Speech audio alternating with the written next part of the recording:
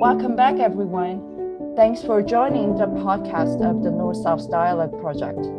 I'm your host, Lauren Lee, from Jackson School at the University of Washington. This podcast is produced by the collaborative work of the International Policy Institute of the University of Washington and Doing Sociology in India. In today's podcast, Sheema Fatima and Bhargabi will share their fieldwork stories.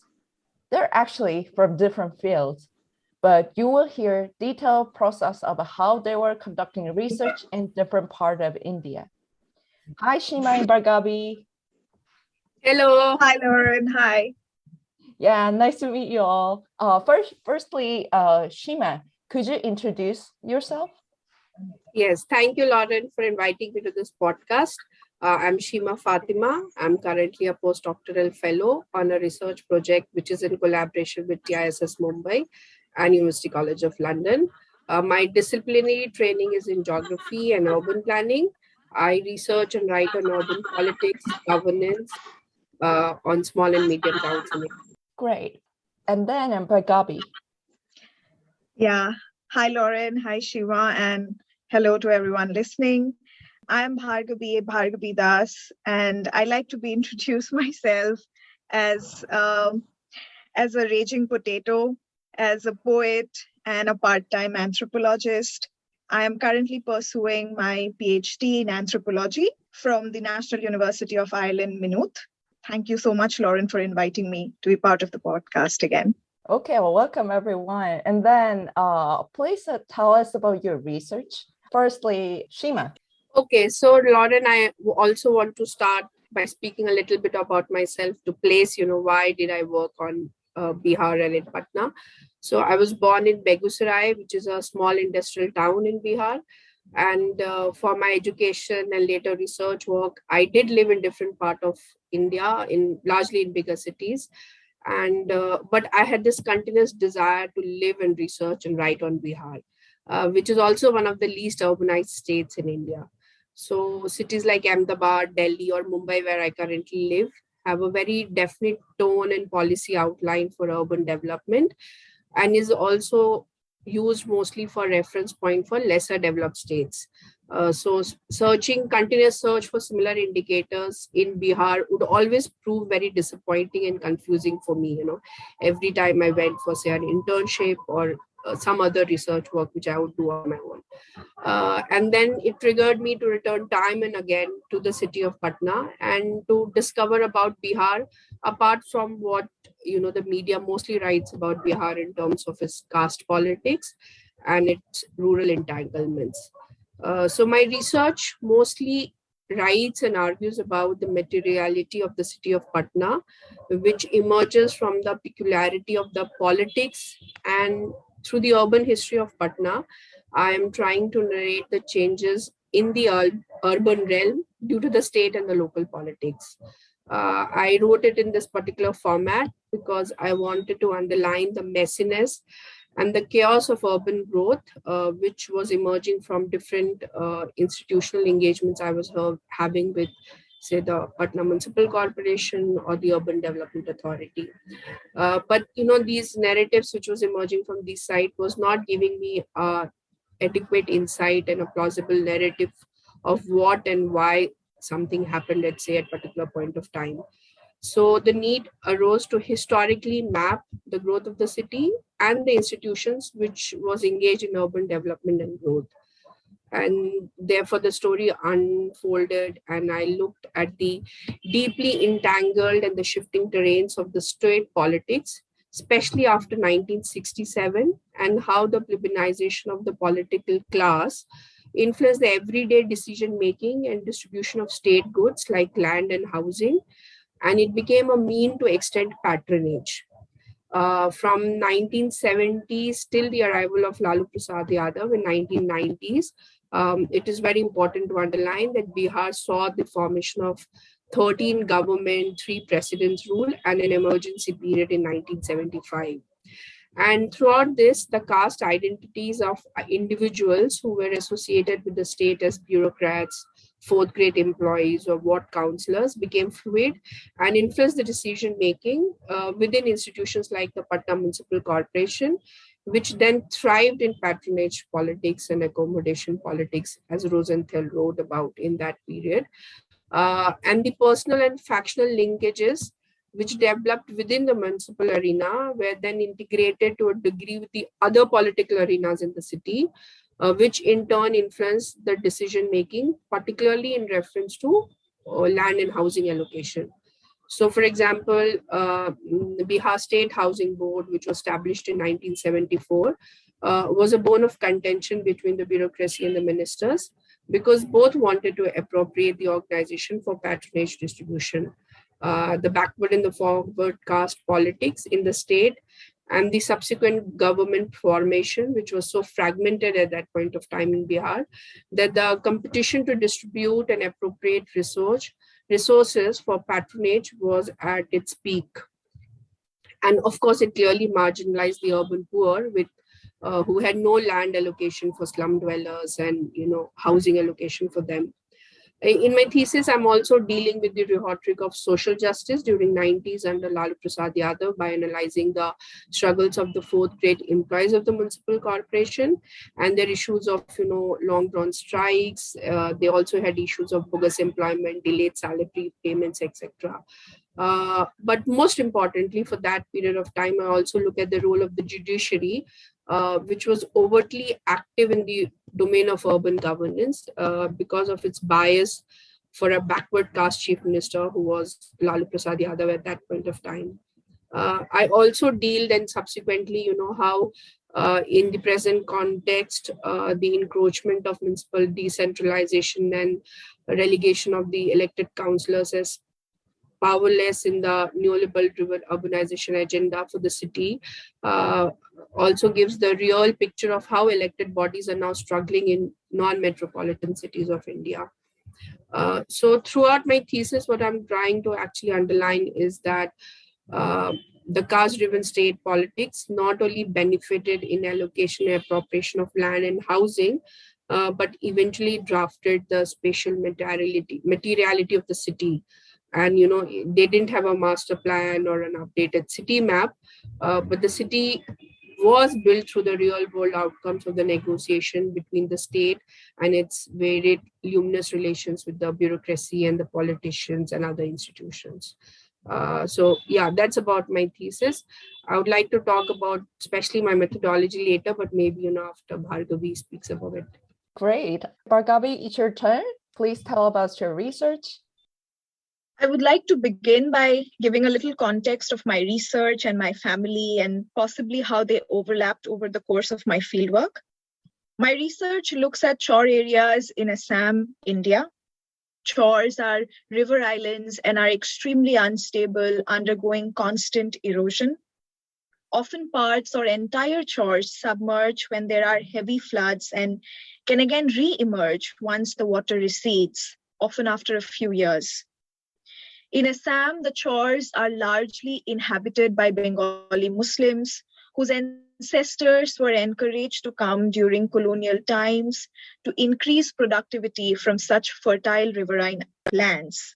However, as more and more entered the then colonial Assam from East Bengal, the quote-unquote native Assamese people became worried of losing out their lands and becoming a minority in their own land. Today, the chor dwellers, though have lived in Assam for decades, they still continue to face the brunt of anti-immigrant hatred. The anti-immigrant Assam movement in the late 1970s, spearheaded by the upper caste Hindu Assamese men, also exposed not just the xenophobic nature of the movement, but also the Islamophobia circulating in the caste Hindu Assamese households. The illegal Bangladeshi is always imagined as Muslim or Mia, a derogatory term to denote the Bengali-speaking Assamese Muslims. The vilification and hatred they continue to face every day was reflected in the state-led citizenship project called National Register of Citizens, wherein people in Assam had to show documentary evidence listed by the state to prove their citizenship. The Chor dwellers faced tremendous harassment, with many having no documents to show. Most had lost documents to repeated shifting and floods, and others were uneducated enough to not understand the NRC procedure correctly at all. Now, amidst all of this, my research focuses on how the state gets imagined and experienced by them. This is an ethnographic study, and however disrupted it has been, I conducted my fieldwork from July 2019 to February 2021. Here, however, I'll be focusing on being an unmarried female researcher, living with my family during fieldwork, and the accompanying guilt as I try and navigate ethnography while bringing in my own perspectives to it. I come from an upper caste Hindu Assamese household. Both my parents took part in the anti-immigrant Assam movement and are ardent believers of Assamese nationalism. My family do believe that Assam continues to face an onslaught of illegal immigrants, and the native Assamese are soon turning into a minority and will lose their culture and language.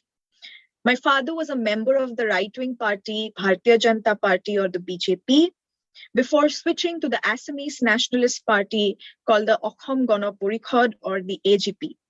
As with many caste Hindu Assamese households, the mockery and subtle hatred towards Muslims in general and Bengali Muslims in particular is normalized through jokes, myths, and everyday stories.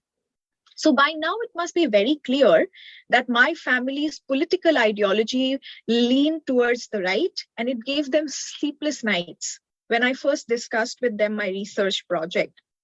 My parents were outrightly dismissive about my plans of staying in the chores amongst the Bengali Muslims. After tumultuous negotiations, it was decided that I would stay with my grandmother in my ancestral village, which was 3 hours away from my field site. My father even moved in with me, and my mother would do the occasional visits. So I already began my fieldwork in a mesh of emotions. That is excitement, anger, but most importantly, guilt. Guilty for not being enough of a quote-unquote good daughter. I mean, who wants to upset one's parents? While also being guilty for not being enough of a quote-unquote good researcher. I mean, did I concede too soon? Living so far away from my field will definitely impact my rapport building, etc., etc. So in September 2020, 7 months after I had stopped fieldwork due to COVID, I began fieldwork again. Around 25 days later, my driver who accompanied me to my field first showed symptoms of COVID, and later the entire household. Except me, everyone had tested positive. This incident washed me with tremendous guilt, but looking back, I now understand that manifestation of that guilt was a result of all the incidents over the months where I did encounter guilt in some degree. When repeatedly it was underlined to me that I do have time for research, but no time for family, or as a caste Hindu Assamese women, I do not show collective disgust for the quote-unquote other, that I have not been the devoted carer of the family, or how I have shown care and empathy for the wrong people in their eyes. I did feel guilty in some degree. Well, Sarah Ahmed, in her book, Cultural Politics of Emotion, does talk about how emotional responses and bodily sensations demarcate the others from us. So my care and empathy for the quote-unquote Muslim other, instead of my own family, was seen as breaking these boundaries of othering and was repeatedly conveyed to me, for which I did feel guilt. Ahmed borrows from Marx to argue that emotions do accumulate over time as a form of affective value. I understand that the guilt when I experienced after my entire family contracted COVID was a manifestation of such accumulated guilt. But I understand that this guilt is political. I am arguing that what I felt was by the virtue of my positionality in the social structure, that is A, of being a woman, and secondly, being an unmarried upper caste Hindu Assamese. Ahmed talks about feelings of structure, meaning that what we feel are related to structural inequities and power differentials. She goes on to talk how emotions should not be understood as only subject-centered, that is, they are not located in the individual subject, but that the subject arrives into a world where emotions are already circulating in very particular ways. Hence, how an upper caste Hindu Assamese women must be feeling for certain collectives, that is, let's say my family and the Muslim Choruas here, that are already defined. I just arrived in this world of already defined emotions. But the idea of guilt also means the acceptance at certain level, the moral standards defined by these collectives. It meant me accepting to some extent how an upper caste, unmarried Hindu Assamese woman ought to behave towards her family, the societal roles and responsibilities, as well as to the quote-unquote Mia other.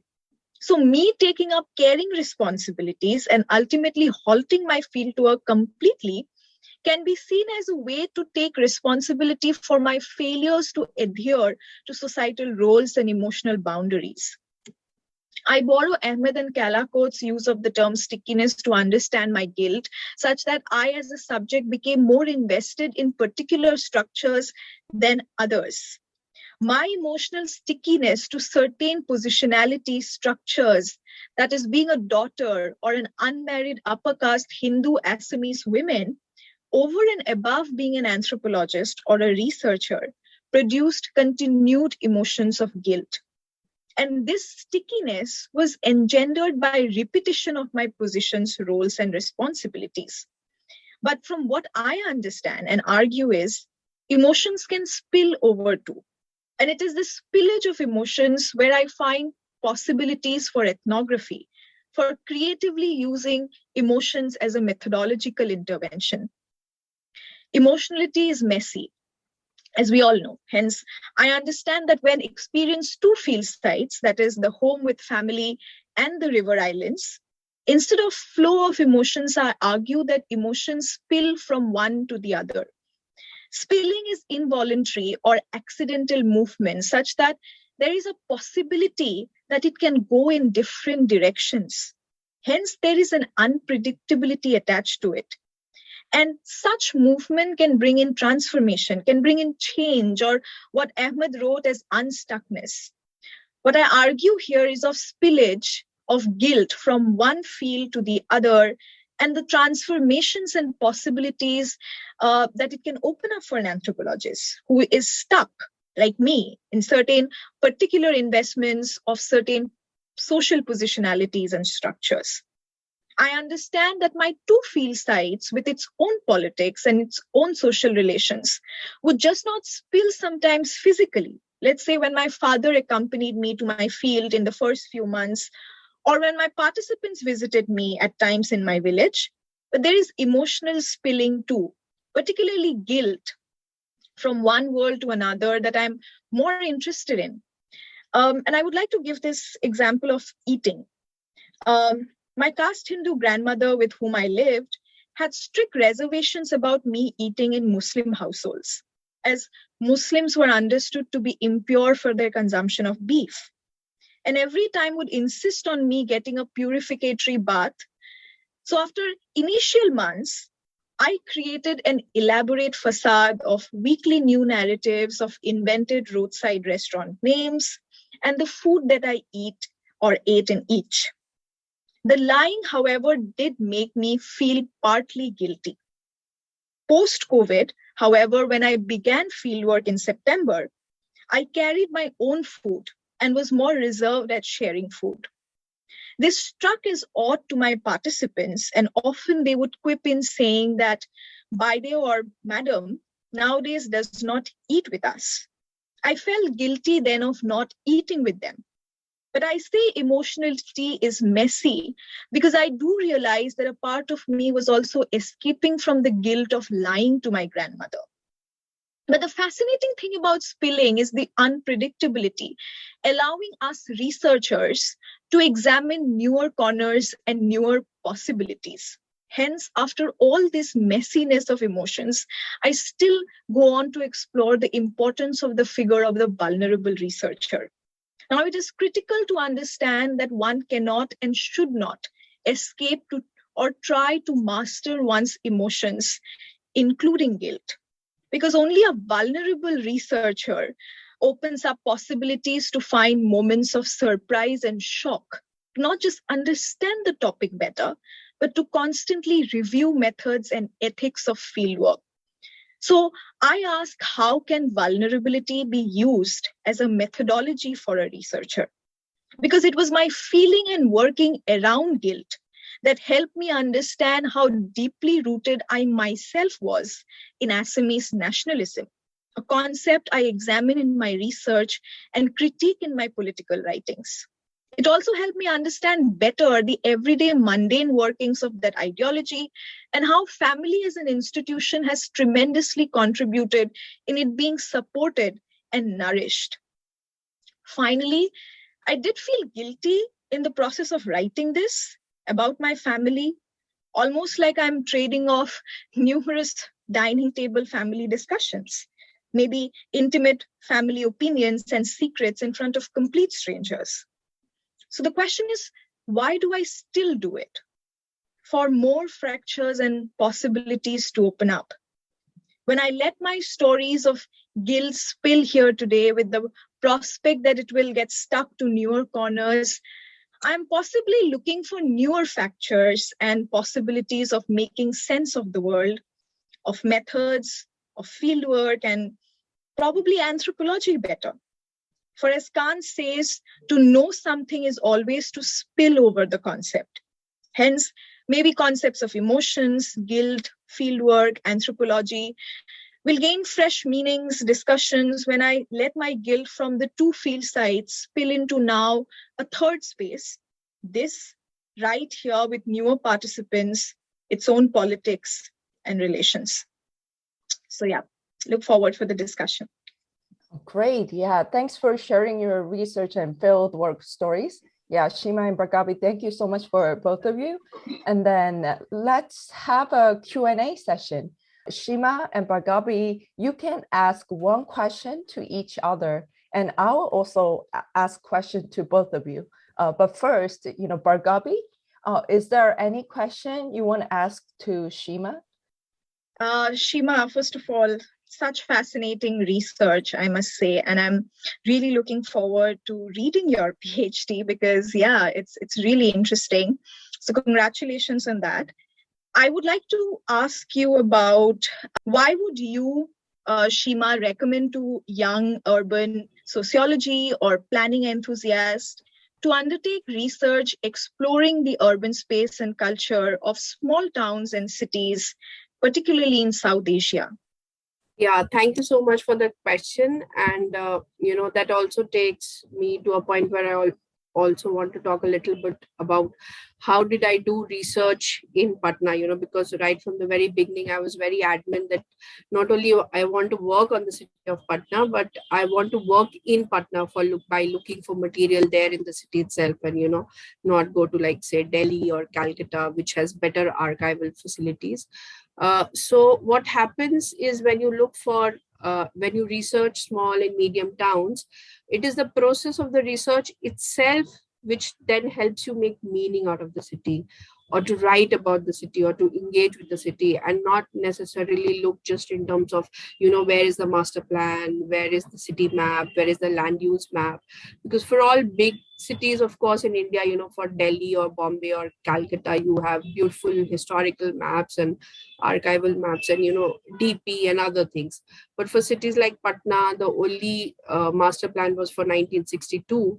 And then, I wouldn't know how to make what is formal and informal from that piece of map. So I think what eventually helps you is, all these little stories or encounters you have when you are collecting your material, and then it helps you also to frame the right kind of question. Because initially when I went to Patna, I had this template of, what is formal and informal, what is legal, illegal.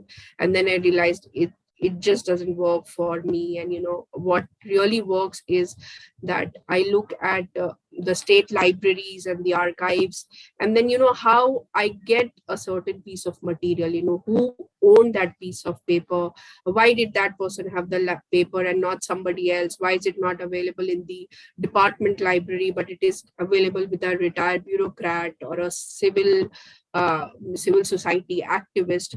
That then helps you to make a more meaningful interpretation of the city. For example, I'm an urban planner by training, and I go to the civil court to look for some old court cases. And I meet this person who has been filing PIL for, public interest litigation for over decades on overflowing drains and not having a master plan or garbage. And I tell him, and I'm urban planner, and he just gives me a blank look. Because he doesn't care who I am, but what he tells me about the city helps me especially map the city. So he's engaging there in his own vernacular language and framework, although I'm trying to look through a drone approach of like where's a master plan and where's this, like that. So I think it is very important not only to research about small and medium towns, because now of course there's a lot of literature which says that they have different trajectory, they have engaged with the policymakers in a different way. But most importantly, the encounter which you have during the collection of the material itself is very rich, and it tells you an entirely different narrative about the city. Like, for example, I then made a spatial map of the city of Patna by reading the minutes of the meeting of State Housing Board. So I was reading it, and then I was trying to map who allocated where, what was allocated when, who didn't get allocated, what was not, legal, what was not sanctioned or not sanctioned. So I think that is why it is very important, mostly now, because, everybody is so driven by the neoliberal framework of smart city and having a flyover or metro city. And the small and medium towns are in a continuous process of catching up, that they always have a mandate to fulfill. And then I think most importantly, then ecologically, they are in a very messed up place. So I think it is very important to look at them. Okay, here's my question. Could you share any interesting discovery or difficulties that you have never expected in the field research? Yeah, so for example, like I was just mentioning also to Bhargabi that, initially I went looking for the city map and the development plan map, and I was very lost. I didn't know what to do about it, and then one fine day I found this minutes of the meeting of Bihar State Housing Board, which now is not available. So I think it was probably just put up for me, because within month then it just vanished. I was lucky enough to download all 150 minutes of the meeting. And then I also, in the process, my interesting discovery was that reading a lot of vernacular literature is very important. To read novels or literature in Hindi or Urdu, or to read small pamphlets by various organizations, civil society groups, which is there in smaller cities in plenty, but we actually don't think those people would have those material, because we try to look for say a professor or a town planner or an architect, and we think it is they who tell us about the city.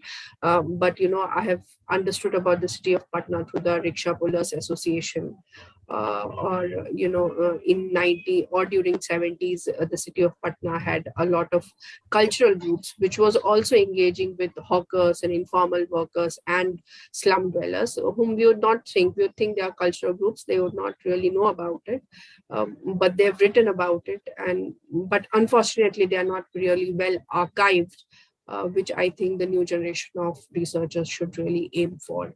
So that was a very pleasant surprise for me. And in the end, I think I did a fairly good job. And I would insist that everyone should not only write, because what happens when we are training as architects or planners or urban researchers, we read this beautiful literature about, London, or forget London, even like Calcutta and Bombay. There's so much written, and they have beautiful archival historical map. But for smaller city, it is very far and in between, and you have to stitch. But if you learn how to stitch it together, I think it turns out really nice. Oh, very interesting. Sheema, do you have any question to Bhargabi? Yeah, so, Bhargavi talks about this whole thing about guilt and, but I also was very interested that then how did it affect your engagement with the community? Did they sense your sense of continuous struggle and, what was happening back at home and, and then you come to the field? Yeah, no, I think it's just so interesting because though we are doing such different research, you and me, Sheema, I think we kind of bond also over methodology and our positionality in some way. Of course, things will be, definitely different for you being a Muslim woman and then you're married. Currently with the current Indian political climate.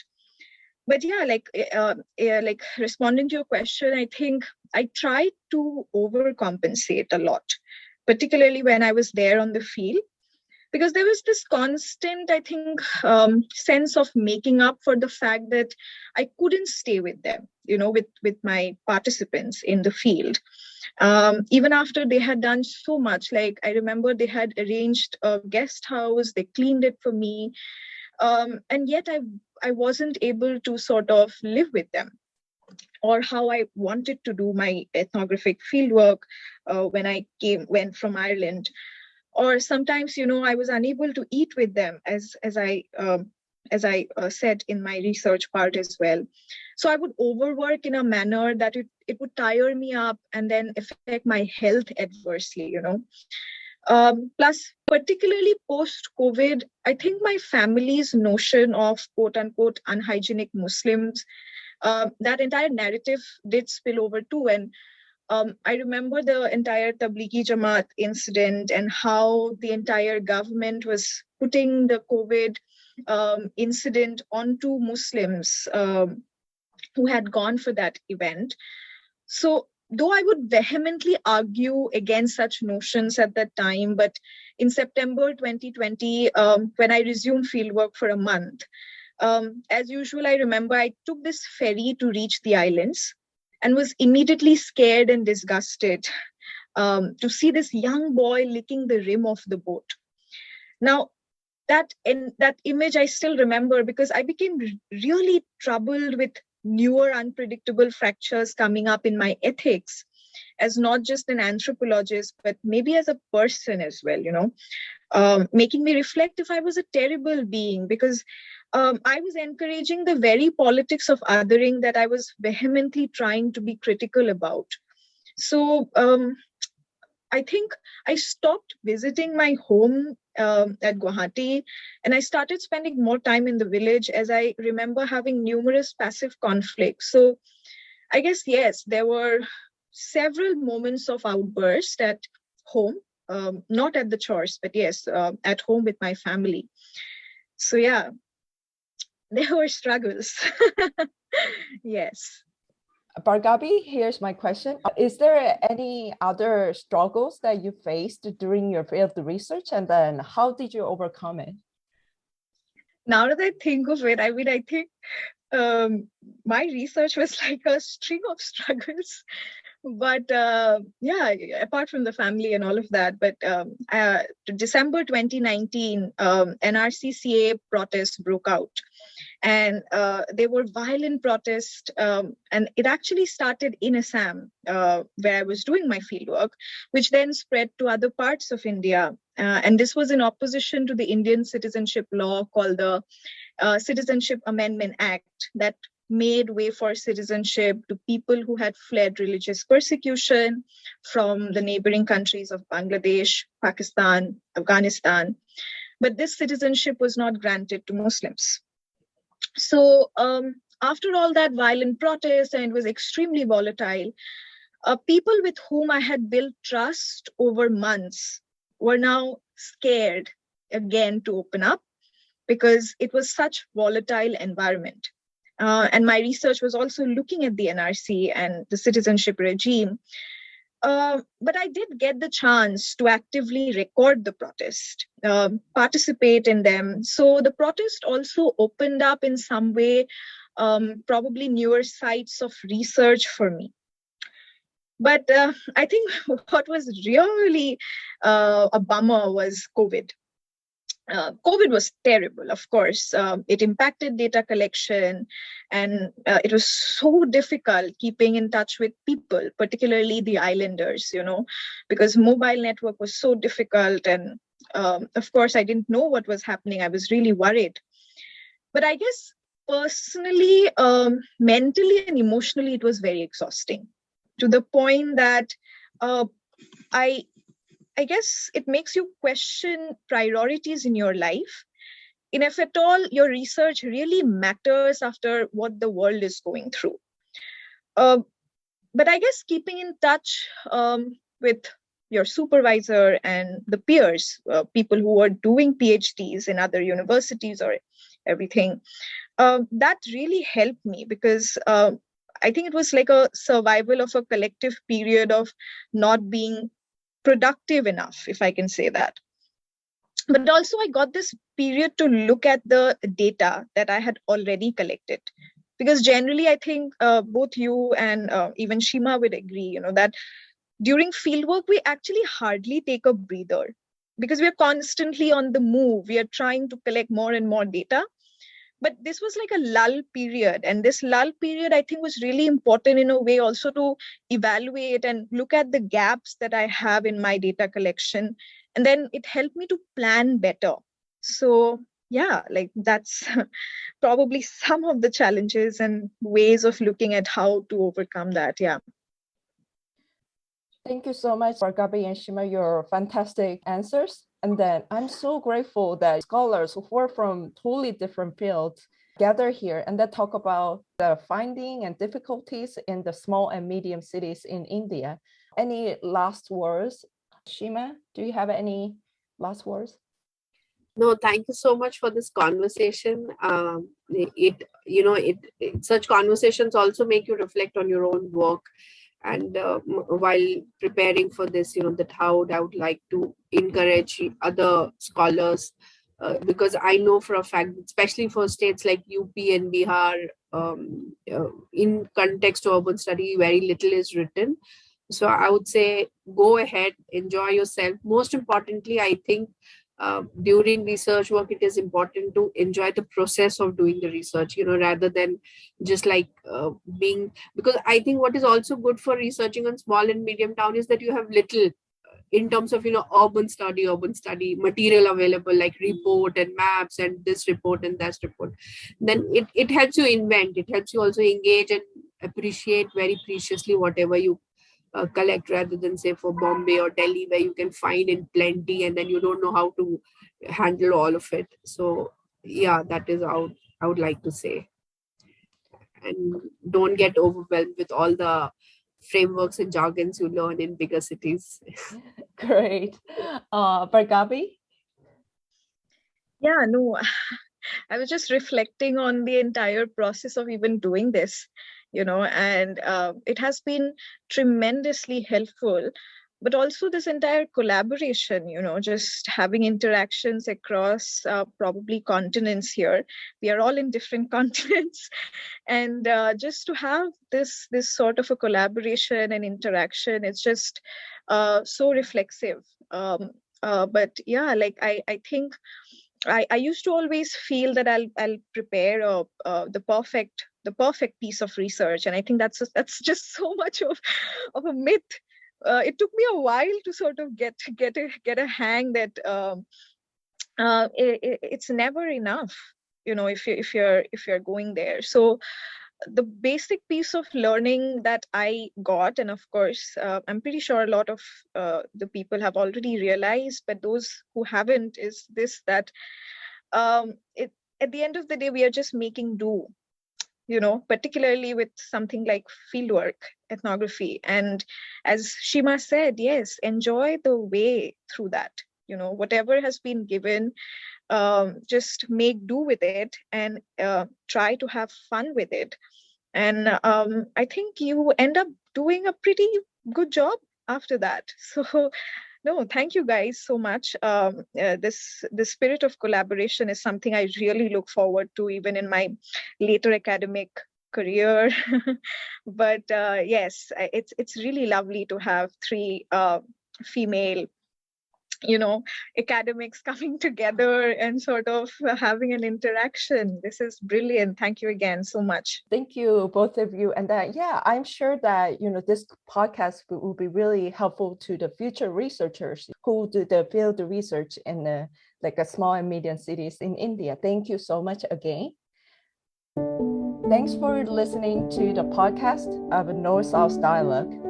If you want to join this podcast with a brief introduction of yourself and the research, please send us an email, nsdialogue@uw.edu. Again, nsdialogue@uw.edu. Thanks, everyone. See you in the next podcast. Bye.